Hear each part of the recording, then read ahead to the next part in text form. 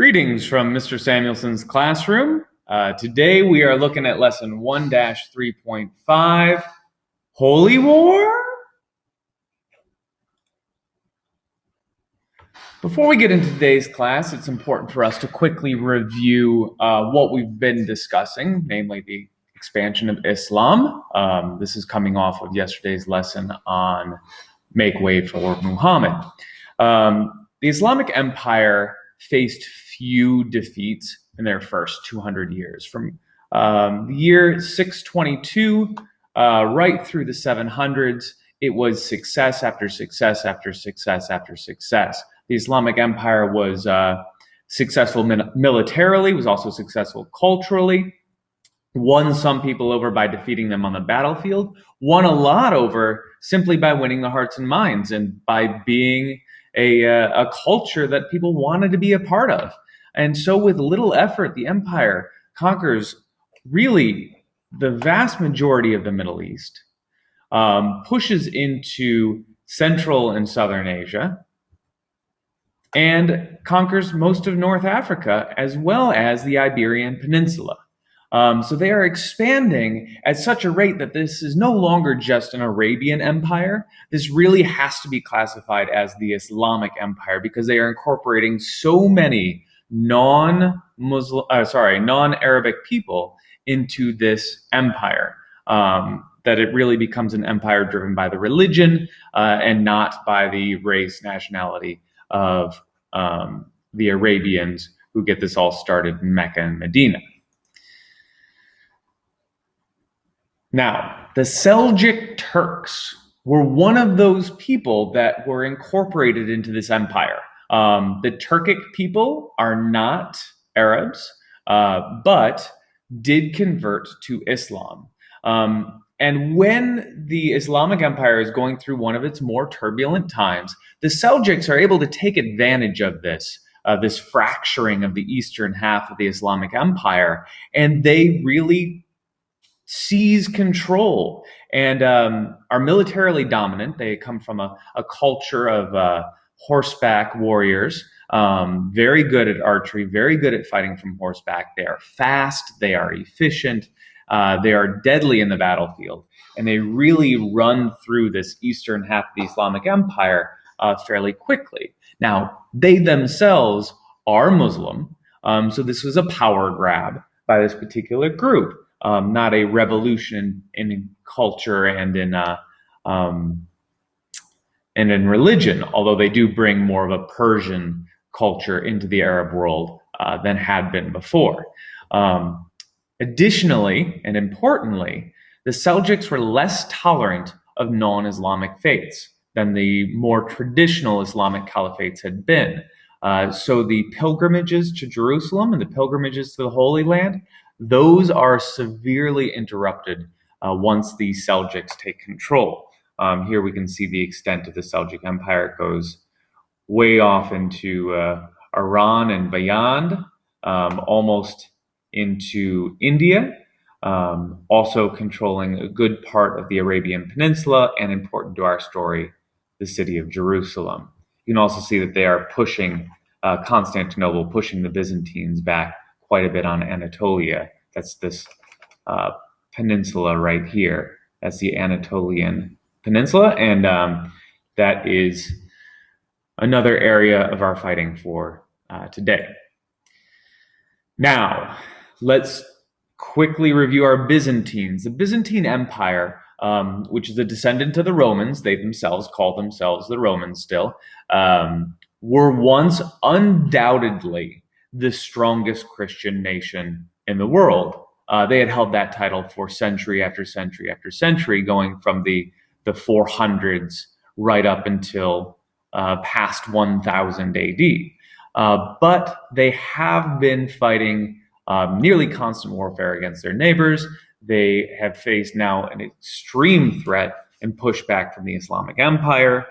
We would no longer consider the Byzantine Empire to be the premier #1 Christian nation. Certainly France is at least its equal. The Holy Roman Empire is right in the mix, as is Britain. So there's more equality. That's not to say that the Byzantine Empire is weak. It's just to say that it's significantly weakened. And we can really see what this looks like. Now, this is going quite a bit back in time. This is Justinian the Great. This is the height of the Byzantine Empire. You can see that they've almost reconquered much of what was the old Roman Empire.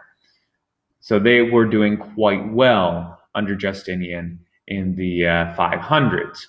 Now, fast forward to the First Crusade. This is actually a map from after the First Crusade or during the First Crusade, but the lines are pretty similar. We can see that the Byzantine Empire is really just this. They have been reduced to really just the lands surrounding the Aegean Sea, and part of the Black Sea. So they are in decline. They're facing a serious threat from the Seljuk Turks, and so they request Latin or Western aid in fighting them off. Now, responding to this request for assistance, we have Pope Urban II, who calls for a crusade in 1095. We have looked at Pope Urban in the past in class, and this is a very powerful, influential guy. He really symbolizes how the church has centralized a lot of power and how they now have a lot of influence. And he calls for this crusade with the stated objective of capturing the Holy Land, that is Jerusalem, and returning it to Christian rulers. Now, there is some discrepancy at the time about whether or not this is returning it to the Byzantine Empire, or is he calling on European princes and dukes to go out and make this theirs. But a lot of noblemen respond to the call for one reason or the other. These Crusader princes in the First Crusade become very important historical figures. They're leading this crusade, some from religious piety, sure. Many of them do this because they believe that the Christian cause is the right cause. But when we look at many of the leaders, particularly this man, Bohemond, this is a power play. This is to increase prestige. It's to increase wealth. Bohemond himself is already a powerful man, but the powerful usually want to be more so, and he is one of those. Additionally, we have another crusader, a French count by the name of Raymond. And Raymond and Bohemond are going to be really the two most important leaders of this First Crusade, although Raymond kind of makes a iffy move at the end. We'll get to that at the end. Bohemond is an interesting character to ride off and rescue the Byzantines, because only about 15 years before this crusade, Bohemond had been fighting with his father against the Byzantine Empire. They had attempted to conquer the Byzantines, and now he is riding off to their rescue.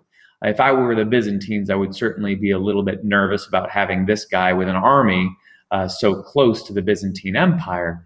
And I think, as we'll see later, the Byzantines would have been right to worry about Bohemond. So the First Crusade, it really came in three main waves. The first wave was called the People's Crusade. It has no real leadership. It was hastily organized.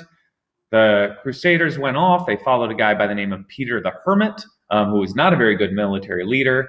That crusade is fairly easily defeated by the Seljuks, even though they were fairly consumed with a fight against another Islamic group, the Fatimids at the time.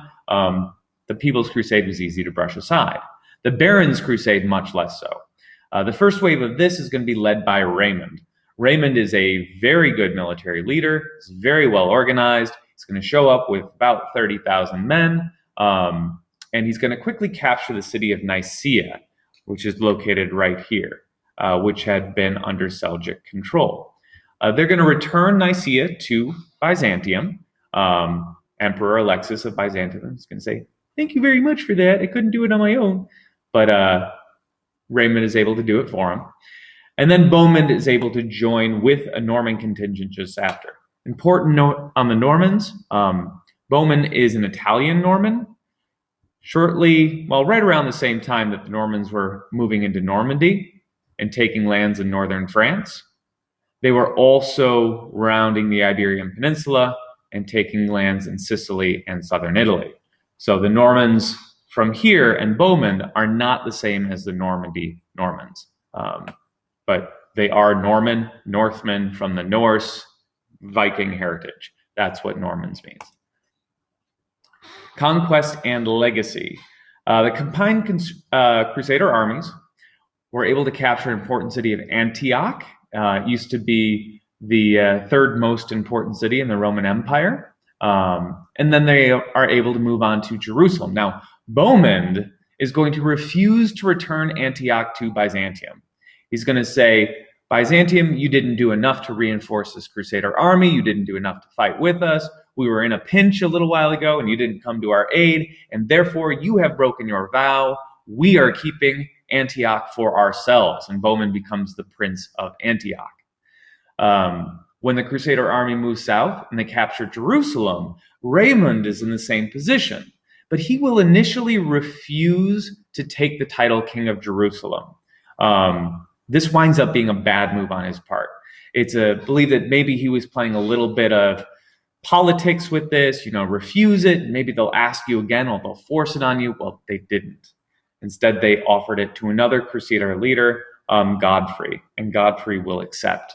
And his son will become the first king of Jerusalem. He takes a different title, Godfrey. He takes the title Princeps, which is an old Roman title. Now, in both Antioch and Jerusalem, we see some horrible, horrible behaviors on the part of the Crusaders. Mass slaughter, mass butchery. Every Muslim, every Jew that can be found is killed by these Crusaders. We even have primary source evidence that within Antioch, the Crusader army was cannibalizing some of the population. That is, they were eating some of the residents of Antioch. So some really horrible, horrid behavior, social bloodies, that was going on during these Crusades. Now, this stain, this reputation, certainly there was probably some truth to it. It was also probably blown up to larger proportions. But the stain of that crusade is really going to be a rallying point for Islam. The First Crusade was very successful from a military point of view, will be the most successful because Islam is going to rally against each of the subsequent crusades because they see how badly this one goes and how absolutely cruel the Christian armies are once they come into the Holy Lands. Now, I will talk about the other crusades, but I want to talk about a non-crusade crusade as well. At the time, there were some who said this was a similar type military pilgrimage, but the Crusade of 1101 is not considered by serious historians to be one of the major crusades. This was simply that a number of armies had given up. They had thought that the Crusades were a failure. They had gone home, and upon getting home, they later learned that Jerusalem had been captured and the Crusades had in fact been a success, and they wanted to get back in on this while it was being successful. So those returning Crusaders recoalesce into an army, they go back, they don't do a whole lot independently, they lose a battle against the Seljuks, and the remnants of that army then just goes to reinforce the existing Crusader states. Now, at this point moving forward, there are independent Crusader states throughout the region. These are, in some cases, owe their allegiance back to Latin monarchs within a feudal system, and in some cases are simply independent. Certainly, Bohemond in Antioch was not, acknowledging anybody else's authority over him, as was the case with Godfrey and his children and grandchildren in Jerusalem. So these are now semi-independent or fully independent Crusader states that are still surrounded by the Seljuk Empire. So we'll talk more about future Crusades in our next lesson. I know I went a bit over my time today, apologize for that, but I think it was worthwhile. I'll see you in class.